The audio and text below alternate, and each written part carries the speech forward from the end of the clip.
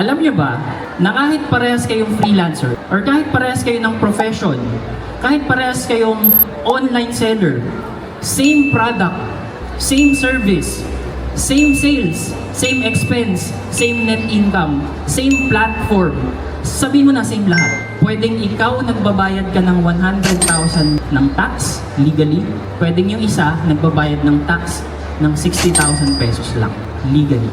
Ha? Paano posibleng mangyari yun? Same lahat. Bakit magkaiba?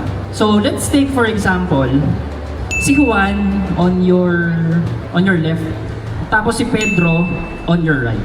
Meron silang parehong 1 million pesos na sales, parehong 500,000 expenses, parehong net income na 500,000, parehong product na binibenta at pareho yung platform na pinagbebentahan nila. Juan is paying 60,000 na tax legally. Pedro is paying 72,500 na tax legally rin. Pwede pala yun. Juan is only filing 4 tax return per year. Pedro is filing 8 tax returns per year. Bakit parang mas mataas na nga yung binayaran na tax? Mas madami pa siyang pinafile. Juan is not required to submit financial statement. Pedro is required to submit financial statement. Magkano ba magpagawa ng financial statement sa accountant? E di dagdag gastos kay Pedro. Kay Juan, wala. Complexity, lower kay Juan.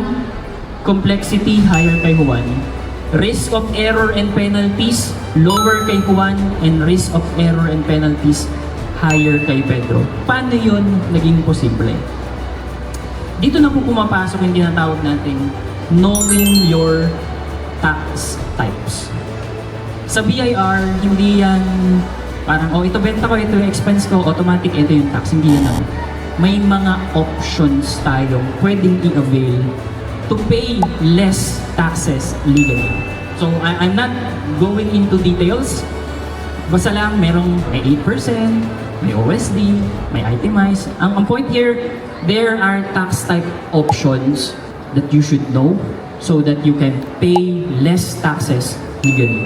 Kung gusto mo pang matuto ng mga tax filing and bookkeeping training for non-VAT individuals, for VAT individual taxpayers, kung ikaw yung tipo na naghahanap ng learning material, learning guide, at nalilito ka saan ka mag-start sa tax filing, sa bookkeeping, sa business registration, EasyTax PH is for you. Sumali ka lang dito sa EasyTax PH Business Community at pagpasok mo dyan, i-click mo yung featured post, nandun yung complete details kung paano ka makaka-access. Mag-comment ka lang dyan below, guide, para ma-approve agad namin yung request mo.